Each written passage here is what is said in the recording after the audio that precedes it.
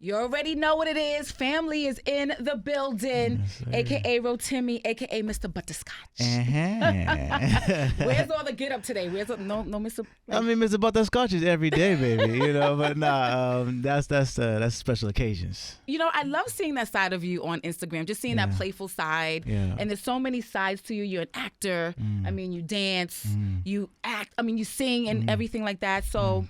But right now you're down here for the release of your video, or you shot the video already? So we shot the video yesterday, but the song Bestie, my new single, came out a couple weeks ago and is doing really, really well. So we wanted to get the vibe. He had to come to Miami, you know what I'm saying? So get the vibe right, do what we need to do, and then sit and talk to you, man. How was the video shoot? Oh, it was amazing, man. Shout out to Damien, our videographer. But I just want everything to be really just refreshing. We did some cool, I don't want to say what, but we did a really, really just refreshing idea. So we got to wait. Yeah, wait a week. You know what I'm saying? But like, we want it now. Yeah, wait, woman. But it's good because everybody's going to enjoy it, and they haven't seen a video like this before. What's good? What makes it so different? I think just the creativity. The video doesn't technically match the record, but it actually really does. And whenever you have something abstract that you get the double meaning of what's going on, things usually last for a long time. You know what I mean? So it's one of those things with Bestie. If you understand the word bestie, is my girl bring a friend, and then she brings a friend, and then we all friends together. And it's a party. Yeah. Okay. It's just everybody's very considerate, They're very considerate. Yes. Is that what we're calling it these days? Consideration. Yes. AKA. Yes. Now, let's talk about Dre. Okay. Let's talk about Dre real quick. How does it feel to be one of the most hated villains on TV? Well, that was 6 years ago, but Yeah. it was fun. It was cool to be a part of something legendary. Like that. I appreciate what 50 and Courtney Kemp did for my career. But playing that, it was challenging. But it was fun. And it opened doors like this where I could be sitting with you. Yeah. Do people can they not separate you from Dre, or because I feel like you're doing a good job of separating the character, from you being an artist. Yeah, I mean, for sure, early, but then when you start hitting people with records that go platinum, what can you say? Talk heavy. You know what I mean? So and then you have platinum, you go gold, and you go this, and then you have things that just keep hitting people with different vibes. It changes the narrative, but it was fun. At first, it was frustrating. I'm not gonna lie. Really? At first, yeah, because you're more than just an actor or just this character at first. But then having conversations with Jamie Foxx and even 50 and Tyrese, these guys who've done both, they're like, yo, just ride this wave and execute this to make people want to discover who you are. Yeah. So that started happening. They're like, yo, who is this guy playing Dre? And then that's when they're like, oh, he's a musician. Oh, he has this. That's his song? Oh, my God. Oh, he's funny. So it became all these things, and now people know me as just Rotimi. Exactly. You had to put everything together. Absolutely. Now, when I first interviewed you, you were doing your R&B thing. Yeah. And then I love the fact that you went over into Afrobeat. It was just like a common sense thing to me. Right. Talk to me about kind of changing up that sound. I think I just grew. Yeah. When I was just focusing on R&B, it was me still just trying to figure out myself. And I was trying to sound like everybody else at that time. And a lot of artists fall into that. But for me, it was just like, yo, who is Rotimi?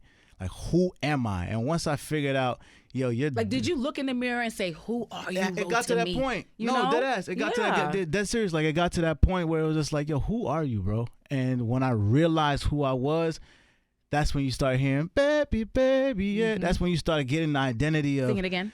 Baby, baby, yeah. Yes. You know what I'm saying? That's when you get the identity of, okay, I'm really African American, bro. Like, you are the definition of what that is. You know what? So my father's from the Congo, right? There and you then go. I grew up here. Exactly. So it's kind of like this weird mixture. Yes. Did you have you ever been to? Well, you've been to Nigeria. Of Were you course. born and raised there, or No. So I was I spent a lot of my time. I spent a lot of my time here, but I spent a lot of time there too, all through my childhood and even when I was an adult. So I got the culture. I understand the culture. My mom is Igbo, my dad is Yoruba, so I got two different tribes of it.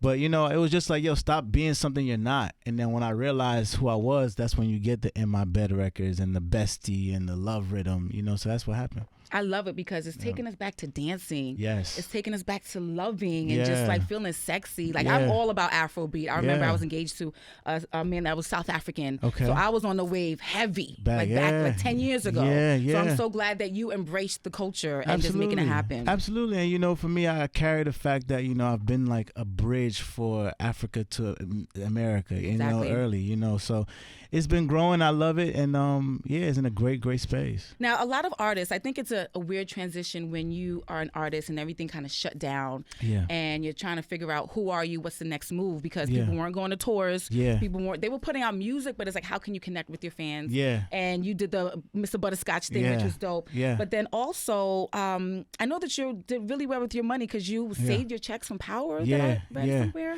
So the 6 seasons I was on Power, I never used my show checks, you know, so my episodic checks, I never used it for six seasons. And what I did was I saved all of it, and I was living off of my show hostings and performances and endorsement deals. So when the show was over, I had all this bread, and the first thing I did was just buy 2 or 3 properties, like flat out. So I was like, all right, cool. I know that my family's going to be good. I'm going to be all right. All right, now I got an investment property I know forever I'll be able to make money off of, so I know I'm good. Say that again. It's very important for people to understand that that's like residual income. Residual income. And the first thing I did, I was like, yo, what are the most places that the occupancy rate of Airbnbs or things are always year round? And it was Disney World. So I got a spot in Orlando, like 3 miles away from Disney World, that stays booked every day, you know? So that was what I was thinking on at that point in time. And then I have friends and brothers and business partners like Punch that got me trying to spend my money, you know, but I just bought new shoes today. I don't know why. I mean, you got new shoes, you ain't gonna see my shoes in this, you know, but it's good. You know, I feel fresh, you know, but, you know, so it's all about a balance, you know? And so I took care of myself, took care of my family, and bought property in Nigeria as well. That's dope. Now, how's it feel being the father of 2? Yes. Yeah.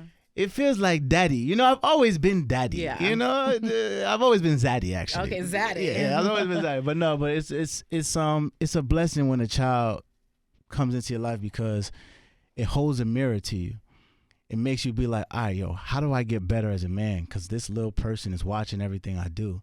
And with everything going on in the world, it's crazy. I mean, how do you balance that? You got to make them focus on you. You know what I mean? You got to make sure that, well, they're still very young, but like we spend a lot of time naturally just teaching them and spending time with them and very little TV and stuff like that. But, you know, it's gratifying to see them grow and emulate the things you do. You know, and you just got to set good examples. So I hold myself accountable for that.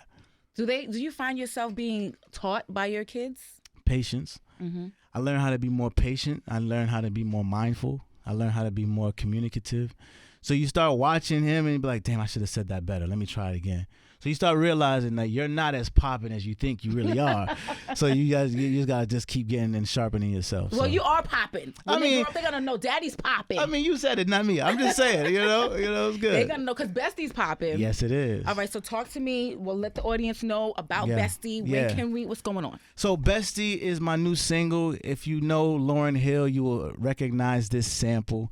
I went to the same middle school, high school, and elementary school as Lauryn Hill. You went to the same one, but you weren't there at the same time. No. She's a little older than me, but we had the same mentor. So my mentor saw me when I was young and took me under the wing and put me in the same type of program and things that she went through. So it was dope seeing that, but it was like, damn, I have an affinity for her, you know? So that's why in my bed, we use that sample. And that's why with Bestie, we use Lauryn again, because it just feels like there's this connection that I work with and my voice matches. And again, the theme is an anthem of sort where, you know, friends become new friends and just, you know, this thing you know, and then everybody gets together. Everybody just reads the Bible. Now, you mentioned Lauryn Hill. She's about to go on tour. Yeah. I'm an arts baby. I grew up in professional performing arts. And I just want to know from your perspective, how important is the arts and how did that affect your life and being around that? Performing arts? I feel like I went to a performing arts high school because a lot of greats came from my school, like SZA, Solana. Me and SZA went to school the same year. You know what I mean? Lauryn Hill. Then you have actors and actresses that went. So, and ball players. So I grew up in that space, but it opened my mind early. Like it had me playing the piano, had me playing different elements of just instruments, and and just growing and just trying new things, you know, and meeting new people. And yeah, arts is just unlocking creativity where it's just freedom, you know. So I have a lot of creative freedom in my mind now that I started those habits when I was in high school. Yeah, I love that. I think it's so important for kids to know about the arts and to pursue it and to be around people that nurture that as well, because I'm a product of an arts baby. So yes, sir. Rotimi, what's next? So yeah, we pushing Bestie video coming out next week. Once this strike is over, you're gonna definitely see me on some TV, some films. So how's that going for you? How's that affect you, or has it? Oh no, it hasn't affected me. Okay. But it affects me. He said, "Oh no, it has not affected me." When you do well with your money, you know, you're good. But that's very important. Yeah. So, but I do feel for a lot of my peers because it is tough. Now, don't get it twisted. Like, I'm very blessed that I could jump into something else and then still make money. But others are struggling. So, like, my prayers are with them because this is too long. You know what I mean? So, hopefully, we all deal with money. But I think this is a time where we all get creative and create our own stuff. Like, God makes no mistakes. This is a time where the creatives really stand up. Right. And when they press that green button, you know what I mean? We ready to go. Shout out to all the creatives, all the entrepreneurs. Absolutely. Make it happen. On the Afrobeat side, are there any artists that you'd like to work with or haven't worked with or you're going to work with? I've worked with Scales. I've worked with Majid. I like everybody. Like, I have a great relationship, you know, with Wiz. Shout out to Wiz and, you know, and his family right now for losing his mom. But, you know, I respect everybody. And I think, you know, the right record will come where I'm like, this person, you know, but I got some heat on the album. Okay, we ready. Bestie. Yes. Ladies, bring your friends. Yes. Tell a friend. We can all be friends. Yeah, thank you, Kay. You're speaking. Talk to the microphone. You know what I'm saying. Throw Timmy in the building. It's 99 JAMZ. Let's go. Yeah.